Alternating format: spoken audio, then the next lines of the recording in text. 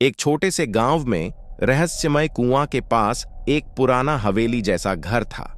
लोग कहते थे कि वहां कोई नहीं रहता, क्योंकि रात को जो भी वहां गया उसकी आत्मा कभी लौट कर नहीं आई। लेकिन सबसे खतरनाक बात थी, उस घर में एक हाथ रहता था।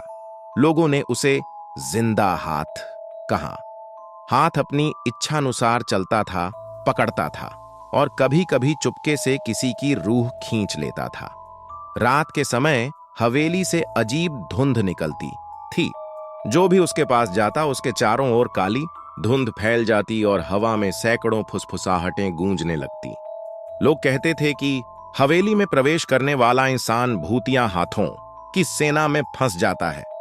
रवि, एक साहसी युवक, अपने दोस्तों की हिम्मत पर शर्त लगा बैठा, अगर मैं रात भर उस घर में रुक गया तो तुम्हें डरावनी कहानियों पर विश्वास नहीं रहेगा। उसने टॉर्च, कैमरा और नोटबुक लेकर हवेली की ओर कदम बढ़ाया। रात का अंधेरा इतना घना था कि उसकी सांसें भी धुंध में खो रही थीं। हवा में ठंड इतनी गहरी थी कि उसके हाथ कांप रहे थे। जैसे ही वह मुख्य दरवाजे तक पहुंचा, उसने देखा दरवाजे पर एक हाथ उभर रहा था। सिर्फ हाथ, कोई शरीर नहीं। पिघलती त्वचा, लंबी बड़ी नसें और नाखून लाल जैसे ताजा खून। रवि डर के मारे ठिठक गया।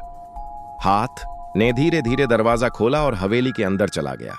रवि ने उसका पीछा किया। अंदर अंधेरा और ठंडी हवा का सैलाब था। दीवारों पर पुराने खून के निशान, टेढ़े मेढ़े चित्र और मकड़ी के जाले थे। हाथ ने अचानक रवि के कंधे पर छुआ। उसका दिल तेज धड़कने लगा। हाथ की नोक से काली धुंधन निकली जो सीधे रवि की आंखों में जा रही थी। रवि ने महसूस किया कि उसके भीतर कोई और शक्ति प्रवेश कर रही है। जैसे ही हाथ आगे बढ़ा, हवेली से अजीब आवाजें आने लगीं। किसी बच्चे की कराह, किसी बूढ़े की दर्द भरी चीख, कभी कभी हंसी जो डरावनी लग रही थी। रवि को ऐसा लगा जैसे आवाजें उसके दिमाग में घुस रही हों।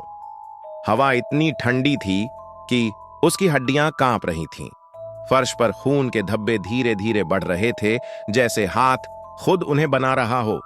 हाथ ने उसे एक बड़े कमरे में खींचा। कमरे में चारों ओर हजारों हाथ उभर रहे थे। सबकी हथेलियां लाल, नीली और काले धब्बों वाली थीं। कुछ हाथ कुछ पकड़ रहे थे, कुछ हवा में घूम रहे थे। रवि ने देखा कई हाथ उसके पैरों में फंस गए, उसे खींचने लगे। वो चीख रहा था, लेकिन आवाज बाहर नहीं जा रही थी। हाथ ने रवि को एक कोने में खड़ा किया। फर्श पर अचानक लाल निशान बन गए। हाथ ने धीरे धीरे उसका चेहरा पकड़ लिया। रवि की आंखें खुली रह गईं, लेकिन कुछ दिख नहीं रहा था। हाथ ने उसे देखा और अचानक उसके भीतर सैकड़ों आत्माएं घुस गईं। रवि चीखने लगा, लेकिन आवाज हवा में खो गई। उसने महसूस किया कि उसकी रूह अब हाथ की शक्ति से बंध चुकी है। रवि अचानक खुद को हवेली के बाहर नहीं, बल्कि अंधेरे एक विशाल कमरे में पाया। दीवारें गायब थीं, सिर्फ अंधेरा और लाल रोशनी थी। सैकड़ों हाथ उसके चारों ओर घूम रहे थे और हर हाथ से आवाजें आ रही थीं। तू हमारा हिस्सा है, हमेशा के लिए। कुछ हाथ उसके शरीर में घुसने की कोशिश कर रहे थे और उसे महसूस हो रहा था कि हर मिनट वह कम हो रहा है। रवि ने भागने की कोशिश की, लेकिन पैर जमीन पर नहीं टिक रहे थे। हाथ ने उसे उठाया, हवा में घुमाया और फिर अदृश्य गहरे कुएं में फेंक दिया। कुएं की गहराई में केवल चीखें, हाथ और लाल धुंध थी। हर चीख उसके कानों में गूंज रही थी, हमेशा, हमेशा, हमेशा। जो लोग हवेली के पास गए, उन्होंने देखा कि घर के भीतर लगातार हाथ उभरते रहते हैं। जिनकी रूह हाथों में फंस गई, वे कभी लौटकर नहीं आए। रात में हवेली के चारों ओर ठंडी हवा और फुसफुसाहट गूंजती है, तुम हमारे पास आओ, हमारा हिस्सा बनो। जब गांव के लोग अगले दिन गए तो हवेली का दरवाजा खुला मिला, लेकिन रवि कहीं नहीं था। सिर्फ उसका मोबाइल पड़ा था। मोबाइल में आखिरी रिकॉर्डिंग में वही आवाज थी, हाथ, हाथ, हाथ। गांव वालों ने घर को हमेशा के लिए छोड़ दिया। कहा जाता है, अगर आप रात में उस हवेली के पास खड़े हों तो हवेली से कोई हाथ बाहर निकलकर आपकी ओर बढ़ता है।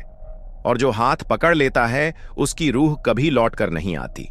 अब भी हवेली के चारों ओर हवा में फुसफुसाहट सुनाई देती है, हमेशा हमेशा हमेशा।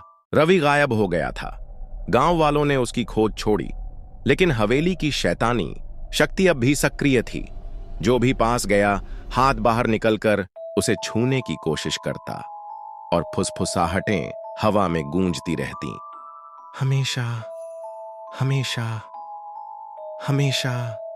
लेकिन रवि की आत्मा गायब नहीं हुई थी। वह हवेली के भीतर दूसरे आयाम में फंस गई थी, जहां समय और स्थान का कोई मतलब नहीं था। सिर्फ लाल धुंध, अनगिनत हाथ और चीखों की गूंज थी। रवि ने देखा कि चारों ओर हाथों की सेना थी। कुछ हाथ हवा में लटक रहे थे, कुछ जमीन से उभर रहे थे। हर हाथ किसी की रूह पकड़े हुए था। रवि खुद को महसूस कर सकता था। उसका शरीर हवा में तैर रहा था, लेकिन आत्मा हाथों से बंधी हुई थी। वह चीख रहा था, लेकिन कोई सुन नहीं रहा था। आसपास की आवाजें, बच्चों की कराह, बूढ़ों की घुटती हुई चीख, हंसी और गूंजती फुसफुसाहटें उसके दिमाग को तोड़ रही थीं। रवि ने देखा कि लाल धुंध में एक मार्ग बन रहा है। जैसे ही वह उस मार्ग की ओर बढ़ा, हाथ उसके पैरों से टकराकर उसे नीचे खींचने लगे। लेकिन रवि ने महसूस किया कि उसके भीतर अब कुछ शक्ति जाग रही है। शायद ये वही आत्मा थी जो हाथों से लड़ सकती थी। रास्ते में उसने कई आत्माओं को देखा।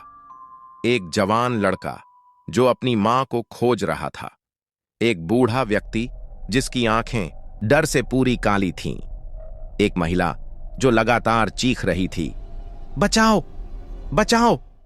सभी आत्माएं हाथों में फंसी थीं, लेकिन रवि की उपस्थिति से उन्हें थोड़ी राहत मिली। जैसे ही वह आगे बढ़ा, एक विशाल हाथ उसके सामने प्रकट हुआ।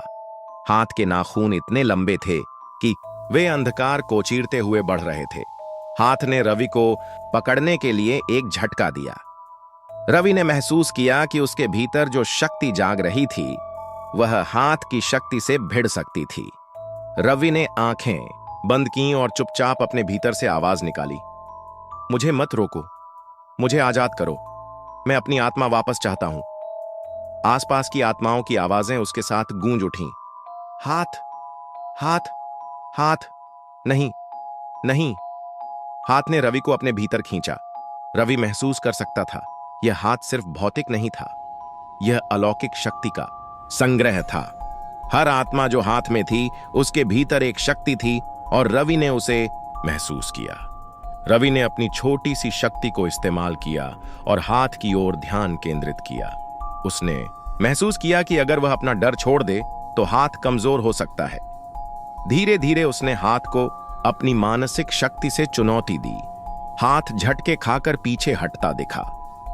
अनजाने द्वार रवि ने देखा कि हाथ पीछे हटते हुए एक दूसरे दरवाजे की ओर बढ़ गया। दरवाजा अजीब था, सिर्फ धुंध और लाल रोशनी से बना। दरवाजे के पार जाने पर वह हवेली का असली रहस्य देख सकता था। दरवाजे के पार एक विशाल कक्ष था। दीवारों पर हजारों आत्माओं की तस्वीरें लगी थीं। हर तस्वीर में वही हाथ दिखाई दे रहा था और हर तस्वीर की आत्मा कभी न रोकने वाली चीखें निकाल रही थी। वह तस्वीरें जीवित थीं। रवि ने महसूस किया कि उसका केवल मन और आत्मा ही उसे बचा सकते हैं। उसने हाथ की ओर बढ़ते हुए अपनी पूरी शक्ति इकट्ठी की। हाथ ने अंतिम वार किया, रवि को हवा में लहराया, खींचा और फिर लाल धुंध में घुसा दिया। लेकिन रवि ने अपनी आत्मा को केंद्रित किया और जोर से चीखा, मैं अपनी रूह ले लूंगा, तुम मुझे पकड़ नहीं सकते। हाथ फट गया और उसमें मौजूद आत्माएं रवि के आसपास उड़ गईं। रवि ने खुद को फिर से हवेली के बाहर पाया, लेकिन अब भी हाथ की फुसफुसाहट दूर तक गूंज रही थी, हमेशा हमेशा हमेशा। रवि की आत्मा भले ही सुरक्षित थी, लेकिन उसने महसूस किया कि हाथ अभी भी बाहर है, किसी और को पकड़ने के लिए इंतजार कर रहा है। गांव वालों ने हवेली को पूरी तरह छोड़ दिया। रवि ने कभी अपने अनुभव किसी को नहीं बताया, क्योंकि वह जानता था जो इसे सुनेगा उसकी रूह भी हाथ की सेना में फंस सकती है। अब भी हवेली के पास खड़े होने वाले लोगों की आंखों में डर साफ दिखता है। काली धुंध धीरे धीरे बाहर आती है और हवा में हाथ की फुसफुसाहट सुनाई देती है। तुम हमारा हिस्सा बनो, हमेशा हमेशा हमेशा। और जो हाथ पकड़ लेता है उसकी आत्मा कभी लौट कर नहीं आती।